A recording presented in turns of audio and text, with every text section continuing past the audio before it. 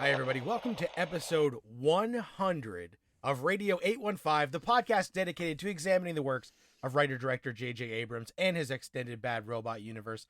I'm Matt Crandall, here as always with my co-host Marcelo Inestroza, as we put a bow on Season 2 of Fringe. Today we are going to be talking about the two-part Season 2 finale, but off the top, 100 episodes. Marcelo, we want to thank the fans who listen to the podcast. It's been almost 2 full years of doing Radio 815. We've talked Felicity, Alias, Lost, and Fringe. We've got more stuff planned for the future. What do you want to say to the people about 100 episodes of the pod? Well, first, I just wanted to say thank you to our listeners who have been listening to us for almost 2 years. And secondly, I just want to give a huge thank you to you, Matt, because thank you for putting up with me for 100 episodes and tolerating me for 100 episodes, because this show wouldn't exist in the way that it does without you. So you might think a little bit differently, but I think that you are the heart and soul of the show, and I'm just the guy here minding the store, making sure that it doesn't burn down. So I would just like to say thank you for taking a chance on somebody that you didn't know to talk about one of your favorite writer-directors working today.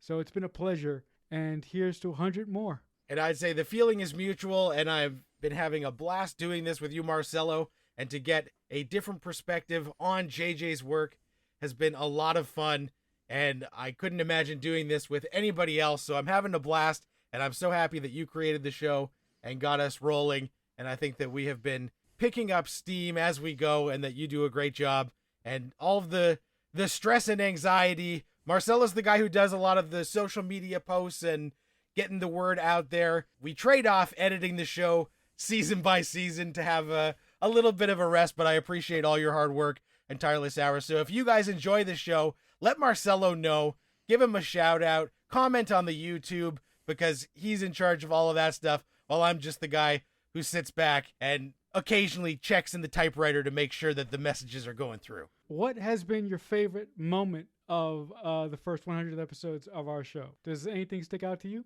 I think I've had a blast revisiting a lot of classic shows that I really like, but if I had to pick one episode of Radio 815 that I would put in the books, for me it's a tie. It's either our Lost Season 3 finale, Through the Looking Glass, one of my favorite episodes of television, just to be able to dig into that and go deep on how incredible switching from flashbacks to flash forwards and the innovation of that, or getting your thoughts on the series finale of Lost, being a big Lost fan and digging into all of that baggage, which when you ask somebody what they think of the series finale of Lost, you're opening a can of worms. So I appreciated your perspective on that, and I thought that both of those episodes were some of our strongest work. Yeah, for me, the early days, the very early days, are the things that stick out to me the most. Episode 4 of Felicity, when Felicity ends up making that horrible decision, and I completely forgot that she cut off her hair, and the way that I reacted on the pod was just genius, and your reaction was like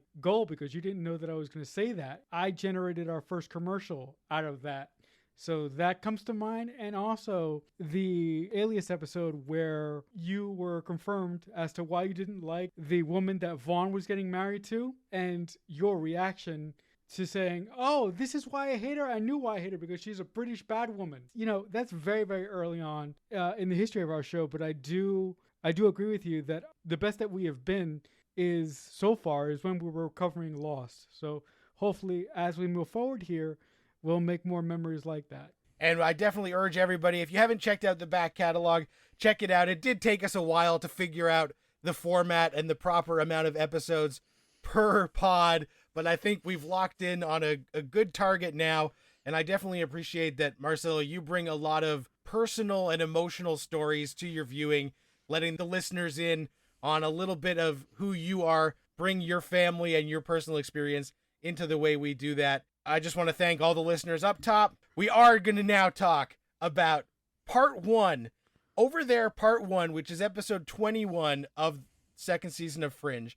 This finale is a 2-part finale, but it aired 1 hour at a time over 2 weeks. So we'll talk about Over There Part 1 first, and then we'll talk about the second episode, which is Part 2, because unlike Lost, where they often would air 2-hour finales on the same day, this literally had a week in between hour 1 and hour 2. The episode is written by the heavy hitters, Pinkman, Wyman, and Goldsman, directed by Akiva. Marcelo, what are you thinking when this episode opens and we realize, wait a minute, this is not our universe? You know, Matt, when you're watching a TV show and you're sitting there and you're like, you're kind of wondering to yourself, why the fuck do I love this show again? And then something happens and you're like, oh, this is why I love this show. And this is why this show is the best show ever. Like the first time I watched The Red Wedding, I recognize why I love Game of Thrones so much. The first time I watched the Fly episode from Breaking Bad, I recognize why I love the show so much. And this episode, from start to finish, I just ate it up. I felt actually a feeling of joy while watching this episode. And you said it. When this episode opens up, we are led to believe that we are in our universe, but it turns out that we are in another universe. We get introduced to an alt version of Charlie, an old version of Olivia, and we meet a agent called Lincoln. So I thought the opening of this episode with them investigating a fringe event in a sort of opera house was outstanding. But the moment that made me scream is once the fringe agents from the other universe enter the opera house, at some point the camera pans back and hidden behind some seats is Walter, Olivia, and a couple characters from the Cortexiphan trials. And then the camera pans up and you see the blimp and you realize, holy fuck, we are in the other universe. So I love this episode because it reminded me so much of why I love Fringe. It had some of the Bad Robot touchstones. I love the way that Anna Tor's doppelganger was played. I thought she did a great job. Walter was great. It was just such a good episode. Yeah, it's a great one. It's definitely one of the all-timers for Fringe. And it definitely has the Bad Robot hallmarks because we open using a technique in media res where we start into the episode and then we flash back to 36 hours earlier, which anybody who has watched Alias will be very familiar with that technique. So we open with that alternate Fringe team and them investigating an event and trying to figure out if they need to make it a quarantine zone or not. And what we find out in this opening scene is that the amber that we saw, that bus that got encased in amber last season, this is actually the way that this universe deals with rips in like the time-space continuum between universes. And their Fringe team has actually been working for years and going around and quarantining these potential disastrous holes between universes by using this amber that traps everyone within a certain amount of radius inside. And later in the episode, we find out, like, the people who were at Madison Square Garden who got encased in amber have now legally been declared dead because they've been trapped for 10 years. Knowing that that is something that this side deals with almost all the time shows us that, yes, this other universe is similar to ours, but if they have a team that is trying to stop this impending merging of universes and the public know about it and everyone just accepts, if you happen to be in a quarantine zone, sorry about your luck, that's how it's going to be, is mind-blowing. And to then see that our main team has traversed somehow into this universe was very exciting. But then when we go, 36 hours previous, the next 10 minutes, or actually longer than that, almost 15 or 20, is about them trying to figure out how they're going to be able to cross over to try and track down Peter. And a little bit of the tension is undercut because we know that they cross over. We saw it in the first 5 minutes of the episode. I did enjoy, though, how they decide that they can do this because they realize Olivia has gone herself to the other universe. They're not sure how she did it and if William Bell was involved, but she had the meeting with Bell. She had those flashes where she was in Broyle's office. So they know that it is possible that Olivia will be able to do this somehow. and they realize that the Cortexiphan kids, or the Fannies as I'm going to call them from here on out, the Team Fanny are going to be able to amplify her power, and if they round up some of these kids, then we can make it happen, and we get familiar faces. We get James, who was a couple episodes back, the guy who broke into Olivia's place. We get Nick. We get Sally, and this is the team who are going to be able to hopefully help us get there. One of the main reasons we need to get there is because the observers dropped off a very disturbing piece of paper. Marcella, what are you thinking when we are realizing that the observers are kind of intervening because they give Olivia this pamphlet that shows Peter Bishop as part of some sort of doomsday prophecy, standing in a weird machine, and a picture of Josh Jackson with his eyes burning out. I thought that was delicious because, Bad Robot does prophecy kind of well, as we know from Alias. So the fact that the observers kind of pushed our fringe team or gave them a clue as to what is going to happen to Peter if they don't find a way into the universe eventually, I thought was very, very cool. But you mentioned that to you, it felt undercut, right? That, we first start with that scene of seeing our fringe team in the other universe, but then we go back to a little bit earlier, and you mentioned that we spend a little bit of time sort of spinning our wheels a little bit. But I like that. You know why I like that? Because it showed that Walter and Olivia specifically are kind of melancholy and kind of frightened as to what is about to happen, because we see Olivia saying goodbye to her sister and her niece, which I thought was very, very touching.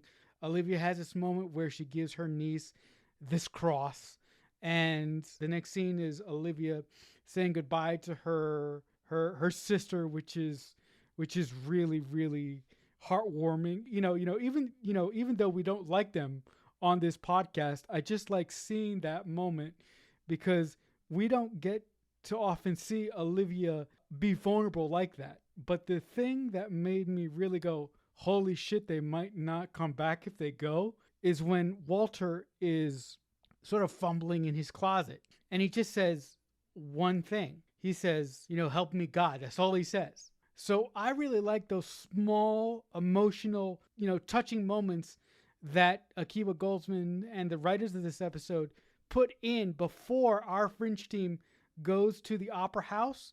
And the way that Walter, sort of makes everybody go through to the other side, I thought was entertaining. And the way that Akiva Goldsman directed that by making the camera go in circles faster and faster and faster and faster was like, okay, I feel like Alice and we're about to go down the rabbit hole here. So I like that whole sequence a little bit more than you did, I think. I like that sequence. It's just that when we spend so much time wondering how they're going to be able to traverse universes, and we already know that they are able to do it because we've seen it, I think that it did get us invested by starting that way off the top. And certainly as Olivia has that heartfelt interaction with Ella and Rachel, we know it's a goodbye, but they don't necessarily know it's a goodbye until Rachel kind of clues in when she realizes that Ella has the cross. She's like, whoa, Olivia would not just give that up for no reason. So I do like that the Fanny team is basically the X-Men that they've assembled. They're at Xavier's school learning how to control their powers, and they're all in a much better place than we saw them previous, because every time we saw any of these Cortexiphan kids, they were distressed. They were in a bad emotional way. And now we find out that through massive dynamic rounding them up and helping them control their abilities, that they are actually much stronger. We can maybe harness these abilities even when we go. These super soldiers are finally reaching their potential as some sort of actual super soldiers. So all of this stuff that's going on, I really liked. And seeing that Nick and Sally have a love scene, and he's the empath who can project or absorb like the feelings, and them deciding whose sexual feelings they were going to feel was like a unique spin that you don't necessarily see the empaths in the X-Men universe talk about. So I thought that was interesting. And just realizing that as much as Walter has done terrible things, and even James calls out Walter, he's like, you're the guy who did this to us. We see that now that these people actually have a home and they know what is happening and someone to guide them, focus their abilities, it is not the life-ruining thing that it once was. But when they were just left to their own devices and all the Cortexiphan kids were out there and struggling and not knowing, it was disastrous. So I like that this does frame Walter in a little bit of a better light while still calling him out for the bullshit that him and Belle did. And then, of course, before they make the jump, Nina and Brandon at Massive Dynamic say, okay, we haven't actually seen William Bell in forever, and our communication is not very great. So, like, we can send him a message, and we'll just have to hope that he gets it. So they give William Bell a time and place that they will meet him in the other universe. Then we go to this opera house and we do Ring Around the Rosie, and we jump universes. What are you thinking when they arrive in the other universe? Immediately, the Cortexiphan kids are not all right. The Fannies start experiencing some weird effects that Olivia has not suffered from. This team of super soldiers are actually like kind of spiraling a little bit as they are struggling to get footing on this side of the universal divide in a world gone mad that Cabbage Patch Kids are still all the rage 30 years after their prime over here. With the Fanny kids, especially with Nick and the girl who can make fireballs, at first I was thinking the main reason why she was the one that was the most affected, was the most effective, other than the guy who could, heal people that basically passed out the second that they arrived in the alt universe. The reason why I think that she was most affected is because they had sex the night before and they shared that energy with one another. So I'm thinking that affected her adversely. The reason why I don't think that it affected Olivia is twofold. I don't think Olivia's Cortexiphan powers ever is going to get to the level that Team Fanny are able to access them. Look, Olivia is touted to be the best of the Cortexiphan kids, but as we go through the episodes here and as we see her interact with other people that have been affected by the Cortexiphan trials, I don't think that's true. She's not one with the Cortexiphan, because if she was one with the Cortexiphan, she would have been affected. But then again, she is the main character of the show, so I could try and sort of explain that away as a writer, or I could just say that she isn't that special when it comes to certain situations dealing with the Cortexiphan kids, if that makes any sense. Yeah, that makes sense. And I think the way that I read it, and I think your way of reading it is perfectly valid. This is not a me calling you out moment or anything. I think the way that I took it is that Olivia might actually, as they say, be the strongest one. And her power is not some sort of showy superhero fireballs or empaths. It's actually just being able to be stable no matter what the environment, and be able to have this, because she is so powerful that the universe can't pull at her. She actually is so grounded that the universe doesn't have a sway regardless of where she is. But they haven't really made it clear what Cortexiphan, it hasn't given her any superpowers that we know of, but obviously they keep mentioning that she is somehow the key to all of this. So I do think that's very interesting. And while we are on the other side, you mentioned that we see the Fringe team, and we do see the alternate Fringe team, which is a lot of fun. That Charlie is there, Olivia, who Fringe fans call Faux-Livia, with her brunette hair. It's awesome to see that Olivia, because what we get in some of these small scenes to see just how similar and different they are. I don't want to sound like a sexist jerk, but she dresses a little bit more tight-fitting and like sexier vibe than our Olivia. There's a point right near the end of the episode where she gets a call from Broyles and she's like, "It's a weekend. Why are you calling me?" And our Olivia never shuts off. If Broyles calls on the weekend, she doesn't care. She's a workaholic. That is her life. But this Olivia likes her time off. She likes to go get a rub down from her boyfriend. So I thought that was interesting to be able to see Peter on the other side. And of course, at the beginning of this episode, we find out that Peter did agree to go with Walternate, which pissed me off. I'm so fucking mad at Peter. And then we see him and we discover that Walternate is the Secretary of Defense, which they kept calling him Mr. Secretary, but now we know for sure. He is the Secretary of Defense. The new, Pentagon or whatever it is at Liberty Island. Walternate is the head guy, and he says, Peter, I'm going to need your help. I got this machine. I can't figure it out. You're the only guy who's going to be able to figure this out. I got to get some parts. Go hang out with your mom. And Peter and Elizabeth Bishop have an awkward but touching heart-to-heart. And that's the moment where we kind of understand why Peter agreed to this. Because I'm so mad at Peter, and especially because Walternate is kind of like our Walter in that if our Walter had been left to his own devices, he would be a cold, calculated guy. So I'm not getting Dad of the Year vibes from him. So I'm mad that Peter would just hop universes to be with his dad. But then when we get the mom and they're talking about his childhood memories and how certain memories he had didn't line up, and he's realizing that those were memories before he was taken, and her saying, he's like, oh, I'm probably boring you when I tell you this. And she's like, no, I want to know everything. This is something that has been very difficult, but I like that moment. What are you thinking? Are you understanding where Peter is coming from when he has this meeting with his mom? Or are you still like me, a little bit like the guy that we spent 2 seasons with would not just turn heel like this immediately? No, I don't think it was Peter turning heel at all. That moment when Peter wakes up and he gets to reunite with his mom really, really hit my heartstrings, because when I, reconnected with my biological mom for the first time after 10 years, all I wanted to do was hug her, because I couldn't see the true love that I had, right in front of my face from my grandmother, and I was looking for love from an alternate source. So I really connected with Peter's will to want to connect with the mother that he lost, so to speak. And that's why those scenes with Peter and his real mom really, really struck home with me.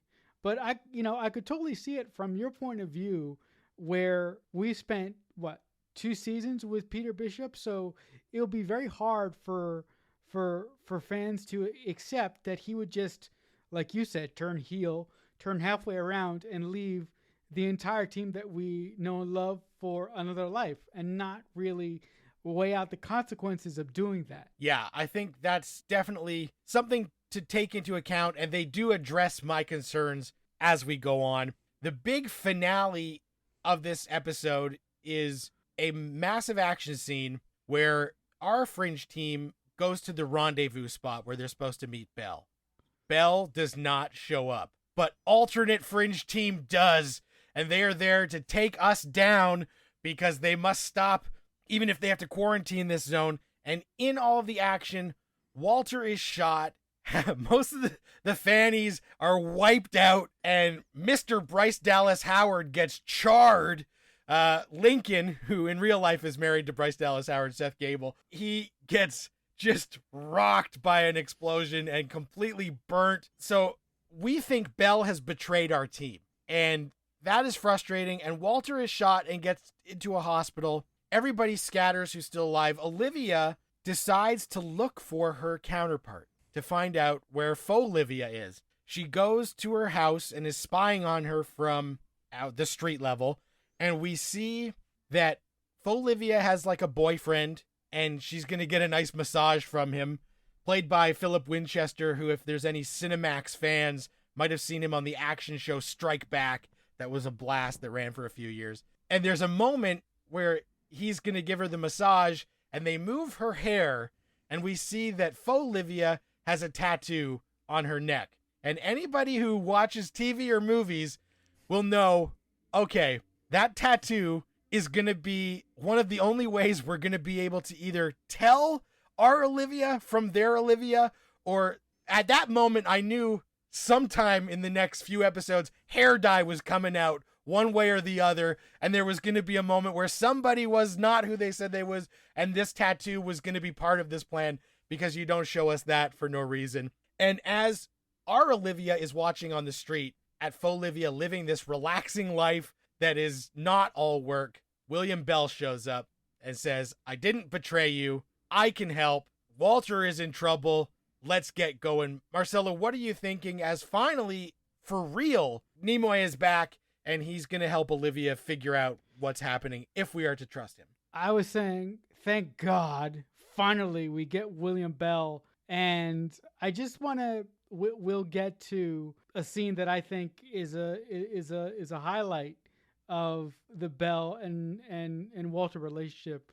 In just a few minutes here. But I just want to say one more quick thing about For Olivia. I think For Olivia is the best. You know why I think For Olivia is the best? Because, like you said, she's badass, she's sexy, she's like a combination of Sydney Bristow mixed in with Olivia Dunham, if Olivia Dunham didn't give a shit about anything. So I cannot wait to see the differences between For Olivia and Our Olivia. I think it's going to be so much fun to see Anna and Tor play dual roles moving forward. Yeah, that's the best part about this is a lot of our cast get to really flex their acting muscles, not in a super complicated, Tatiana Maslany, Orphan Black way, but in a fun, seeing Walternate just be so different than our Walter, and Faux Olivia having that Sydney Bristowness to her. It's going to be a blast, and that was a great place for them to end part 1 of the season finale, leaving us wanting more. The conclusion of the season over there, part 2, aired May 20th. Still the same creatives all involved, and we do pick up where they have detected that Walter Bishop is in the hospital, and the bad team Fringe, I call them bad team, but we know that they're actually just working in the best interest of their universe, and nothing they're doing is actually nefarious. But the alternate team Fringe head over to try and intercept, and they are very surprised when they are sent on this mission to pick up another version of the secretary. And as they go, luckily our Olivia gets there first and intercepts and gets Walter, who's having a great time after being shot, because it turns out the drugs on the other side are magnificent, and their ways that they can heal people are far beyond our capabilities. So I loved that even in the midst of all the action going on, Walter still got to do a little bit of his favorite psychotropic drugs. Marcelo, what are you thinking as we're getting this second half of the finale going? The main thing that I love about the scene when evil Fringe team, for the sake of this conversation, going to find our Walter. When our Olivia finds Walter, our Walter says something very, very funny. Olivia mentions, "Oh, William Bell is here," and Walter just says, "Oh, good, it's about time that he shows up." Also, there's this great scene where William Bell tries to distract the Olivia from the other universe and the Charlie Francis from the other universe. I thought that was very, very, very awesome. But the thing that made my heart sing was when we had that giant fight between our Olivia and the alternate universe's Olivia. I really, really, really thought that Anna Tor did a fantastic job with showing us the differences between the other universe Olivia and our Olivia. The emotion on our Olivia's face, how she was pleading with bad Olivia to just try and level with her and find some common ground. And the tiny differences between them were just great. And then how Olivia gets the upper hand during the fight and ends up tying bad Olivia to a couch and ends up dyeing her hair and meeting up with Peter. And that moment when Olivia says to Peter, "You have to come back because you belong with me." And then you have this shipper moment where they kiss and I was just smiling from ear to ear. I mean, it's shipper bullshit, but you know how much I love my shipper bullshit, especially in the Fringe universe. So I loved all of that. The price of admission for me in this episode is the conversation between William Bell and our Walter in Walter's lab in the other universe. The emotion, the century of baggage that is unpacked in that one scene is just amazing. How Walter basically wants to blame everything that he's done at the feet of William Bell. And the fact that William Bell is trying to get Walter to focus, to get a sort of machine that they need to open up a portal to their universe is just fantastic. I thought the acting in that scene was so well done, and it was my favorite scene of the entire season, I believe. We get two great Walter and William moments. The one is where they go to the old lab and they are looking for a piece of technology that they will be able to use as a doorstop to make sure that when they go back to our universe, the other people can't follow them. And they have that talk where Walter at that moment is still mad because he knows that William Bell removed parts of his brain. And he feels like that is the ultimate violation. And he's still bitter over the way that their lives have gone different routes. And he says, while you were over here starting your new life, I was in a mental institution for 17 fucking years. And there is no way for me to explain to you how much that broke me. Seeing these two guys who at one time were so similar and best friends and have diverged so far apart was heartbreaking. And Walter in those moments, and John Noble as our Walter, is playing it so vulnerable and emotional, and we get it. It like really lands. And they have a very nice moment at the very end, right before some huge action goes down, that really seals that as being like this really nice parallel to see these two guys who at one time were so similar. It's also awesome that, as we have mentioned, you know, the playing different characters from that scene where Walter is so broken and so honest and vulnerable, to Walternate being so fucking cold and calculated as he tells Peter, this machine is going to save the world. This is going to heal everyone. This is this great thing. You're helping me out, son. I love you like you're the only guy. And we know that there's something up because we've seen the pamphlet that the observers have. As he realizes that he's lying to Peter, and Faux Livia realizes that the people coming over, they always knew invaders from another world were going to come. They didn't know it was going to be them. And when Walternate says, like, yeah, you didn't know it was going to be you. And Faux Livia meets Peter, and they have this interaction where Peter obviously has all of his Olivia Dunham baggage, and Faux Livia clocks it. And she drives him to his apartment and gets him settled like in this new place where he's going to work on this power source for his dad's machine. But she realizes that him and the other Olivia had a thing going on. And she gets a lot of information in a very short amount of time from this interaction with Peter. But we also find out that Peter Bishop's kidnapping is the stuff of legend. He says, oh, I'm like the Lindbergh baby. And they're like, who is that? So different things have happened on their side, but it is like a very famous story that, you know, Walter being who he is on that side, Walternate is the Secretary of Defense. The fact that his son disappeared all these years ago is actually like something that people know. And she's like, oh my God, when people find out Peter Bishop is back, the media is going to have a field day. So I loved seeing that and watching as Olivia absorbs these small details, knowing that Peter is kind of drawn to her a bit because of the similarities between our Olivia. But as you mentioned, the fight that ensues when our Olivia shows up at Faux Livia's apartment because she knows where the hide key is epic. And having Anna Torv versus Anna Torv is so much fun. And to see these two women, and the hair color thing was a stroke of genius to just make us know who was who in those moments. And then our Olivia gets the upper hand and realizes that the best way for her to continue is to infiltrate alternate Team Fringe. So she is the one who breaks out the hair dye first. She ties Olivia to a couch, and Charlie shows up and she says, Charlie, we got to go do some Peter Bishop shit. And he says, what? And she goes, no, I got new orders. So let's take me to Peter Bishop and let's get this ball rolling. What are you thinking as Olivia is the one who goes undercover, Sydney Bristow style, posing as Faux Livia to find out where Peter is? I was thinking that our Olivia didn't really think that one through. People in this universe have these IDs, right?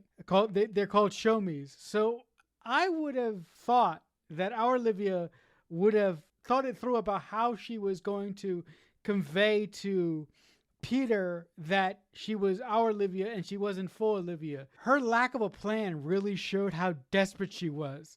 And I would have possibly done it a little bit differently. But with that being said, I don't know how I would have done it because, like I just said, to move around in the alternate universe, you need this ID. And if you don't have this ID, you can't. It's very hard for you to move around. So I was unhappy with the way that our Olivia handled that. I don't know how I would have written it differently to make it flow a little bit better. Yeah, the show me really comes into play later in a much bigger way. And I kept getting multi-pass Fifth Element vibes. But my favorite scene, being the guy who does buy into the shipper bullshit, is absolutely when Olivia knocks out Alt Charlie. And she goes, Peter, it's me. And he's going, yeah, I'm getting that. And she tells him, look, Walternate is lying. You are here to destroy us. He actually has no intentions of healing the world.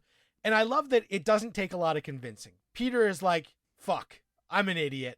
I should have known. He does realize, and he partly realizes it because he decodes that sequence of events for the power cell and realizes it's locked to a sequence that only certain people can use it. And then he's like, actually, only one person can use this, and that's me. And that's where he starts to realize, if I'm the only one who can power this, maybe it's not some sort of nice thing. So I love that he believes her. And then he says, I don't belong anywhere. Here, there, like, I don't know. And she says, but look, you belong with me. And it's one of those great, like, oh my God, they've been through so much. If they would just go for it, they would be great together. And I love it. They kiss. And it's like, fuck yeah. But as that is happening, we know that shit is going to go bad. This is the season finale. They're not going to be able to just traverse back and everybody's going to be happy. So as they go back, big action scene breaks out as Walter and Belle are opening the door and trying to make sure that we can get Peter through. There is a moment where Olivia and Faux Olivia are shooting at each other and everything's going on. And if you are, again, I watch so much TV, there are certain tropes that you just know that the moment that our Olivia got knocked out and we didn't explicitly see her in that shot, you know, wake up and come to and whatever. But then the next shot was just an Olivia running in and being like, guys, I'm good. Let's get out of here. Alarm bells are going off. And as the shootout's happening and William Bell basically says, I am like this unstable atom bomb and I'm not going to be able to go with you guys. We know that all of this is coming to a huge head right before William helps with this like ultimate sacrifice to get them out of there. He says, Walter, the reason I removed those pieces of your brain, and we knew this information, but Walter didn't, is because you asked me to, because you knew the type of person you were becoming. And in that moment, Walter gets it. He basically forgives Belle and he realizes, oh shit, I was a bad person. And the only reason that I am not Dr. Frankenstein anymore is because William did this for me. He didn't do it to me, he did it for me. And I thought that moment, as we're in like this huge action, that and the Peter Olivia kiss are the highlights, and Walter finally getting that perspective. Marcelo, what are you thinking as he realizes the truth about these missing pieces of his brain? Like you, I thought that was one of the highlights of the episode because it's such a heartbreaking moment because for 2 seasons, Walter has been blaming William Bell for everything. So it was really nice for William Bell to have that moment where he put everything out on the table and he told Walter that he did it because Walter asked him and because Walter is his only true friend.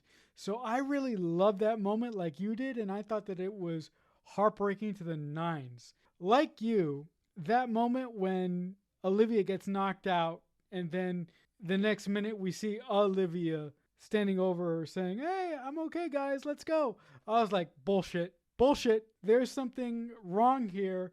I did not fall for it. I smelled it all the way. Granted, I knew it was coming, but still, maybe if I was, the writers, I would have tried to do something more cagey and a little bit more differently. But again, this season finale, I think, has been the best that Fringe has given us. So I'm not going to complain. For the most part, this season finale has been the best that Fringe has given us so far. And I think that outweighs the little things that bother you and me, obviously, about storytelling and TV. Yeah, this is probably one of the best episodes to date. And I don't mind that they do give us those tells because we do play that card before this episode is over. If they had made us wait an entire season to find out that Faux Livia had taken Olivia's spot, then I would have been kind of mad at them that they tipped their hand too early. But the final scenes of this is they do get back to our universe. Everybody's back. Everybody's singing Kumbaya and having a great time.